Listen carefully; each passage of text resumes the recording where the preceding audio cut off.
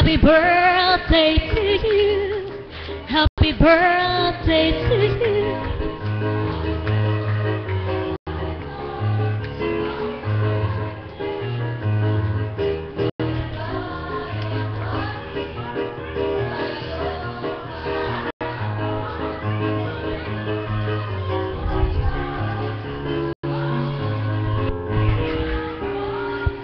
Happy birthday, Tita Belia! It's your turn na po.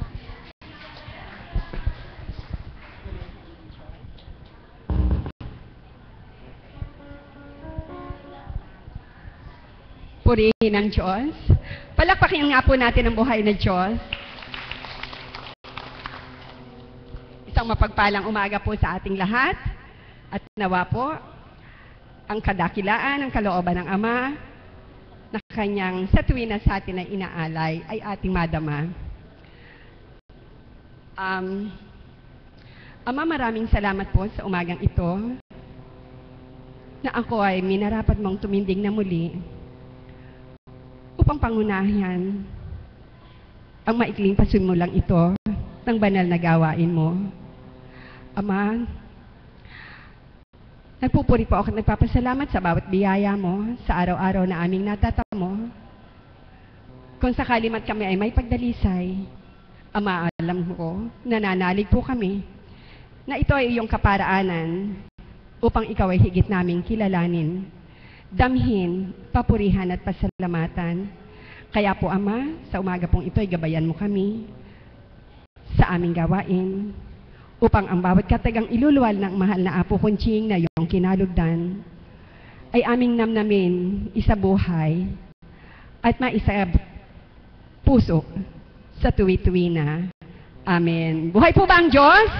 Amen. Alam niyo po, sa araw-araw napakaraming kaparaanan ng Panginoon upang madaman natin ang kanyang kabutihan, ang kanyang pag-ibig sa atin. Amen po ba doon? At sa bawat nga po, pagmulat ng ating mata sa umaga, ito ay isang hiwaga at isang biyaya na. Amen? Amen. At sino man pong nasa dambanang ito, na dumating dito na may karamdaman, at makalipas lang ang ilang araw ay mayroon ng kagalingan, ay isang malaking biyaya na po. Amen po ba doon? Palakpakan po natin ang buhay na Diyos. Alam niyo po, nung pong nakaraang ikalawang linggo ay binayayaan po ako ng Panginoon na muuling ma-celebrate ko ang aking kaarawan at ako'y nagpupuri sa Kanya sapagkat binigyan niya pa po ako ng another year para siya ay aking ma-serve, siya ay aking higit na makilala at higit kong madama ang pagmamahal niya at nang sa gayon, ang lahat ng aral niya, siya namang maibahagi ko sa mga kapatid ko. Amen? Sa umaga pong ito, pakinggan natin ng isang kapatid na nag-diriwang ng kanyang kaarawan. At alam niyo po, marami na siyang biyayang nakamtan. Yun lang pong kanyang kagalingan nang hindi na siya maoperahan na isang mapakamalaking biyaya na sa kanya. Palakpakan po natin ang buhay na Diyos para sa kapatid na Belia Suplito.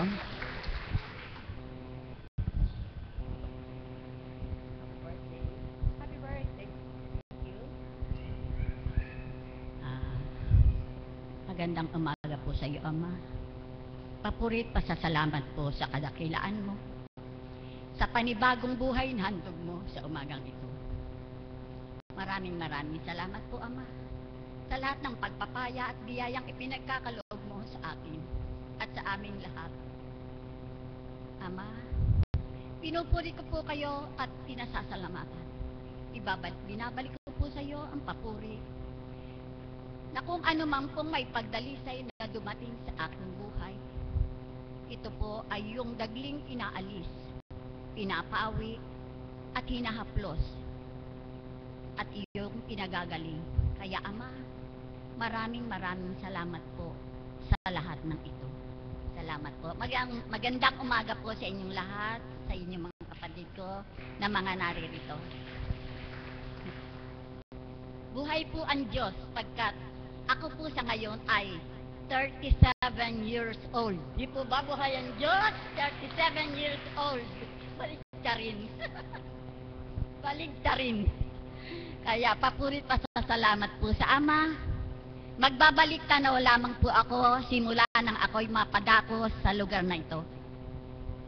Noon po ay nandun na po ako sa simbahan ng Sagrada Familia. Lagi po kami naglilingkod noong ng aking kabiyak ng puso. Subalit siya nga po ngayon ay wala na. Binawian na ng buhay. So ako na lamang po ang nasa bahay. Ang mga anak ko po ay nasa malalayong lugar. So kinasamahan lamang po ako ng kapatid ko kung gabi. At kung minsan naman kahit na araw ay nandoon siya. Sabi ko nga po, nabanggit po ng kapatid ko kanina. Sabi ng kuya noon, kung kayo lamang ay matatandang dalaga, aampunin ko na po kayo. Tatlo po kami sa bahay kagabing sama-sama.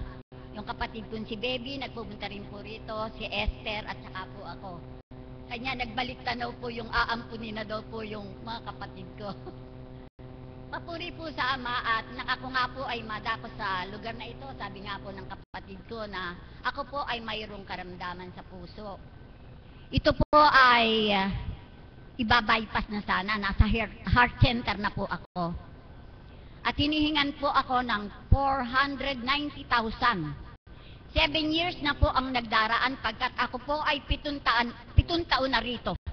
7 taon na rito. Kaya po, naku, malaking halaga po yun dahil nung pong panahon na yun, napakahalaga ng pera. Kaya, naku, sabi ko po doon sa doktor, hindi po ako magpapabypass. Basta babalik na lamang po ako at pagka tatantyahin ko po, wala pa po kaming pera, sabi kong ganon. Nagpunta po ako rito. Akalain nyo po, talaga mahiwaga po ang dambanang ito. Noon po, takya pa lamang. Ngayon po, malaki ng dambana. At talagang pinagaling po ako within 4 days. Naramdaman ko na po, wala na akong sakit sa puso. Kanya, huwag pong mangamba yung mga may sakit sa puso. Ano man pong karamdaman, meron kayo, huwag po kayong matakot. Aalisin po ito ng Ama. Basta po manalig lang kayo, magtiwala, magtibay, manalig, manampalataya. Tsak, pagagalingin po kayo. Kaya ikaw kapatid, naku, manalig ka. Wala iyan. Aalisin niya ng Ama. Basta magtiwala ka lamang ng lubusan. Talaga po, kami po may mga pagdalisay. Noon po, namamaga yung tuhod ko. Hindi po ako nakapag-joyful song. Aba, sabi ko, Ama, pag sumapit po ang birthday ko, malapit na po ito. Alisin mo po yung pamamaga ng tuhod ko. Aba, ngayon po, wala na. Nakapag-joyful na po ako. Di po ba kahiwaga? Kanya, maraming salamat po, Ama, sa lahat ng pagpapalang ipinagkakaloob ninyo, sa mga anak ko, sa akin, sa mga kapatid ko, na kahit po malayo, nasa malayong lugar ang aking mga anak, nagpapasalamat po ako sa kanya pagkat sinusubaybayan po niya ang bawat isa at nasa magaganda po naman silang kalalagayan. Kanya galak na galak po ang kalooban ko kahit na po sila ay malayo sa aking piling. Nagsitawag na po silang lahat. Kaya papurit pasasalamat ang ibinabalik ko sa Ama. Walang hanggang papasasalamat. Galak na galak po ang aking kalooban pagkat damang-dama ko po kung gaano niya ako kamahal. Maraming salamat po. Maraming salamat po sa iyo, kapatid. Purihin ang Diyos. Palakpakan nga po natin ang buhay na Diyos. Alam niyo po, sadyang mahiwaga po ang Panginoon. Siya po ay masurpresa. Siya po ay mapagpala. Siya po ay mapagmahal. Siya po ay mapagpatawad. At hindi po siya napapagod umakay sa lahat ng anak niya. Alam niyo po, ang susunod kong tatawagin ay isang kapatid. Pamula po nung nakasama ko ang aking kabiyak ng puso ay nakilala ko na siya at nakasama ko din po ito sa isang trabaho. Pag po sinabi natin kilala natin ay kilala na nga po natin ang maganda at pangit sa kanya. Subalit purihin ng Panginoon,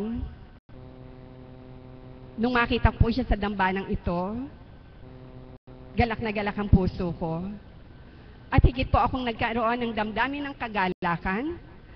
Pamula nung masabi niya sa akin na ang pagtungo niya rito ay wala ng bitawan. Wala nang bibitaw, ang sabi niya po. Palakpakan po natin ang buhay na Jones para sa aking kapatid na Lucy Cruz.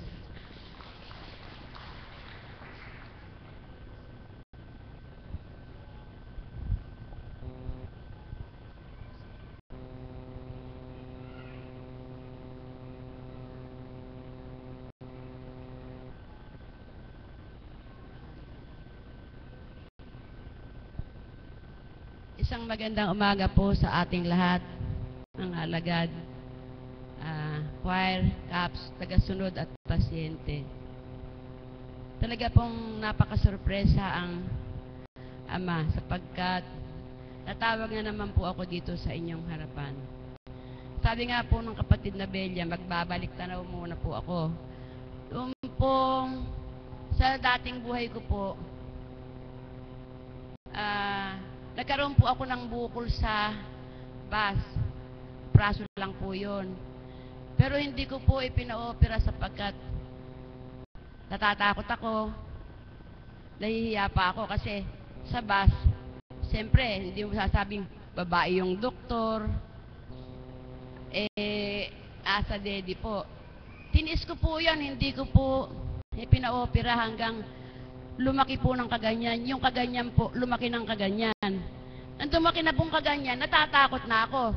Baka cancer na. Dahil malaki na eh. Ngayon po, kung nga po nakilala ko yung si kapatid na Lani,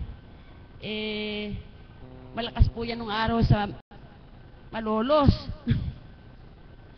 sa Malolos, sa hospital.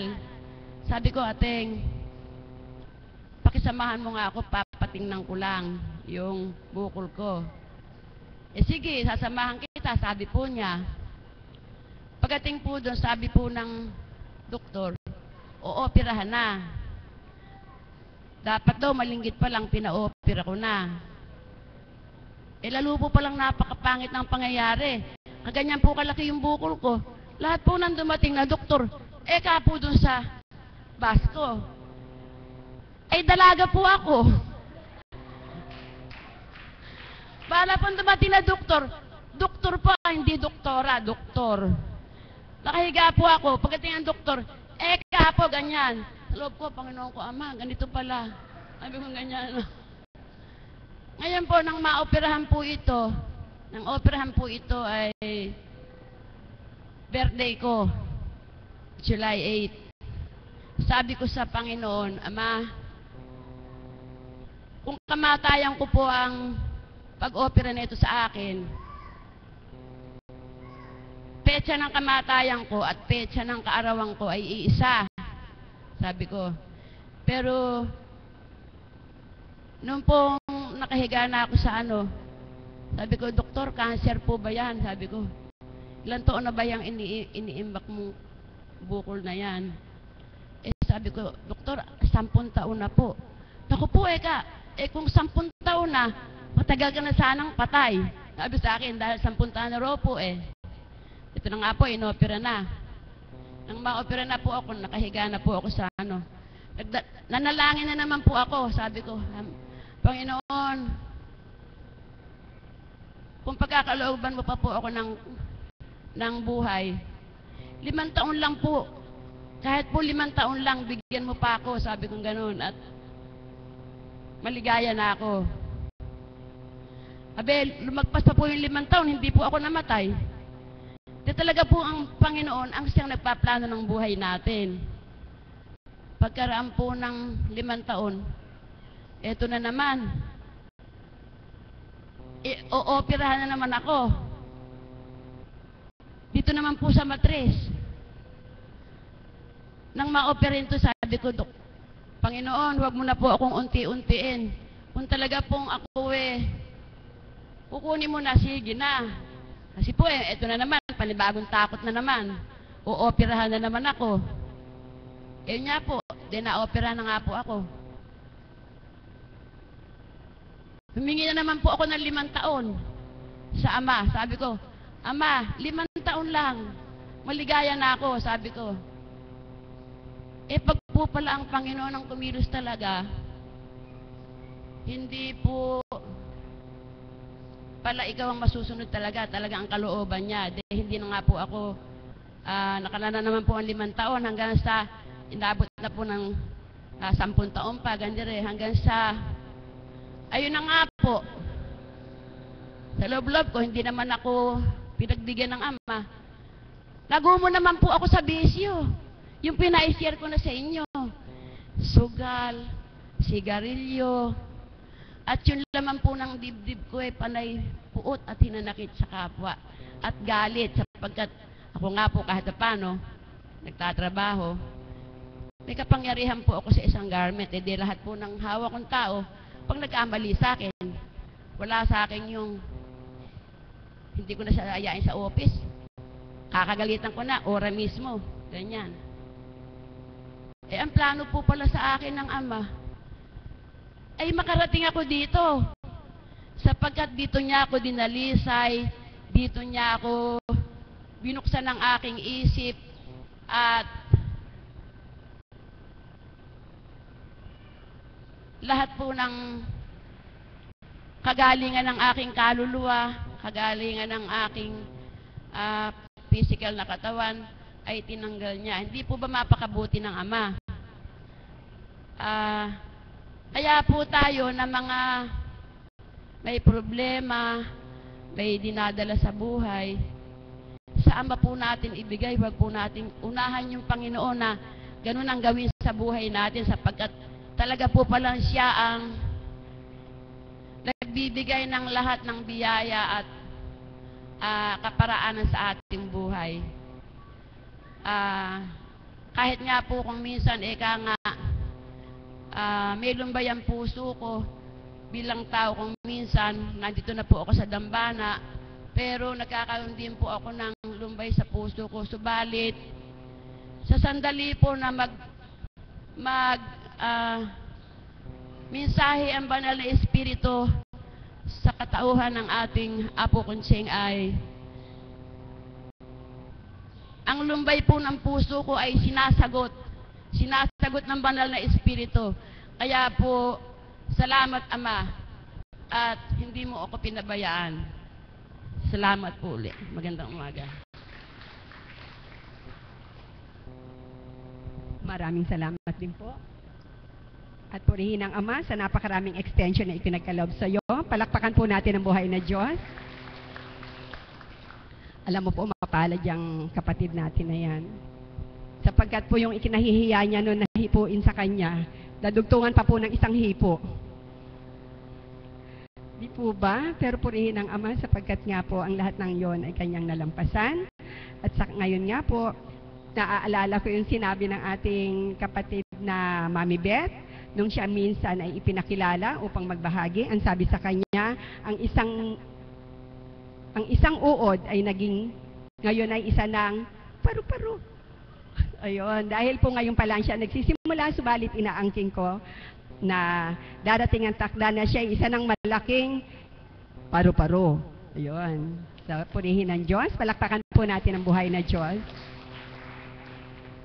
At para po sa susunod na magbabahagi, mapalad din po itong kapatid ko na to Ang kapatid na Lucy at saka po yung kapatid na tatawagin ko ngayon, meron pong pagkakamukha ang kanilang naging karamdaman. At mula po sa isang malayong lugar, siya dito ay napadpad. At ngayon nga po, natuwa ako nung minsang nadinig ko sa aming inang pastol, na siya ay isang, yung term na ginamit ng inang pastol ko, siya ay dedicated sa kanyang trabaho o sa kanyang gawain sa banal na dambangan ng ito. Palakpakan po natin ang buhay na Diyos para sa ating kapatid na Beth Liit. Siya po si kapatid na Beth Kapunpon. Palakpakan po natin ang buhay na Diyos.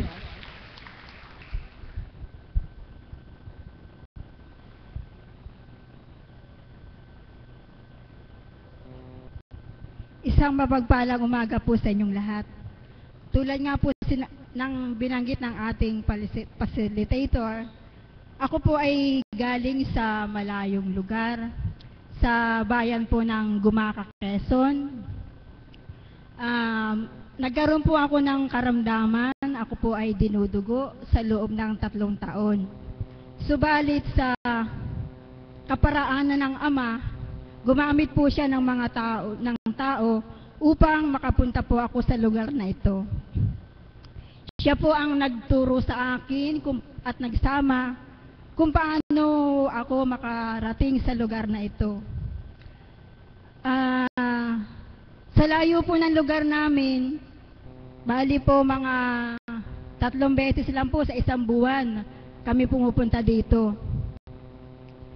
Sa pagdaraan po ng mga araw, sa gamot na ibinigay ng mahal na apo na iniinom ko, yun po ang naging dahilan ng aking kagalingan, ng aking karamdaman. Hindi po ganong kadali upang ako ay gumaling. Marami pong mga pinagdaanan, mga pagsubok, kung paano po ako magtitibay at mananalig at magtitiwala sa ating Panginoon. Salamat po sa mahal na apo sapagkat doon ko po nakilala kung gaano po ang kadakilaan at hiwagang ipinadama sa akin ng Panginoon upang gumaling ako sa aking karamdaman. Sa 3 taon pong nagdaan, marami po ang ipinabatid sa akin ng Ama kung paano po ako lubos na manalig, magtiwala. At salamat sa Panginoon sa pamamagitan ng mahal na apo, sapagkat sa loob po ng 3 taong yun, doon po ako nagkaroon ng maging matatag. Dati po, napaka-mahina pa ang loob ko, iyakin, maramdamin. Subalit sa mga pinagdaanan ko po, doon po niya ako pinatatag. At sa loob po ng 3 taon, yung kagalingan ko po ay aking nakamit nung pong tumira po ako dito sa Dambana at nung pong hirangin niya ako maging alagad. Tunay nga pong kay dakila at kay bait ng Panginoon sapagkat pag po tayo lubos na nananalig at nagtitiwala, yung pong kagalingang ating idinudulog sa Kanya, ipinagkakaloob po niya. Salamat po sa mga taong naging dahilan kung bakit ako nakapunta dito, sa mga kapwa ko alagad at sa inyo po mga pasyente. Huwag po kayong mabahala sa inyong karamdaman. May takdang panahon po kung paano kayo ipagkakalob sa inyo ang inyong kagalingan. Maghintay lang po kayo magbata sapagkat ang kagalingan ipagkakaloob sa inyong lahat. Marami pong salamat. Maraming salamat sa iyo, kapatid. Alam niyo po, inaangking ko na sa bawat pagtindig ng mga kapatid ko dito sa harap ng dambanang ito, na nagpapatunay at nagpapatoo kung gaano kadakila ang Panginoon, kung paanong ang kabutihan niya ay walang hangganan, kung paanong sa kabila ng ating mga kasalanan, patuloy at patuloy pa rin tayo niyang inaakay, pinatatawad, minamahal, hinahandugan, pamula sa pagmulat ng ating mata hanggang sa muling pagmulat ng ating mga mata. Amen po ba doon? Kung kaya't kung meron po kayong mga karamdaman na kagaya ng inyong narinig, kagaya po ng kapatid kong ito, pagtitibay lamang po, pananalig ng taimtim, ang ating kailangan upang ang kagalingan ay ating makamtan. Palakpakan po natin ang buhay na Diyos. Maraming salamat po sa inyo, sa lahat na nagbahagi. Nawa po ang kanilang naibahagi sa umagang ito ay kinapulutan nyo ng aral. At kung kayo po dyan sa inyong mga kalooban ay mayroong pang konting agam-agam, nawa po, ito ay nakapagpalakas ng iyong pananalig sa Panginoon. Amen?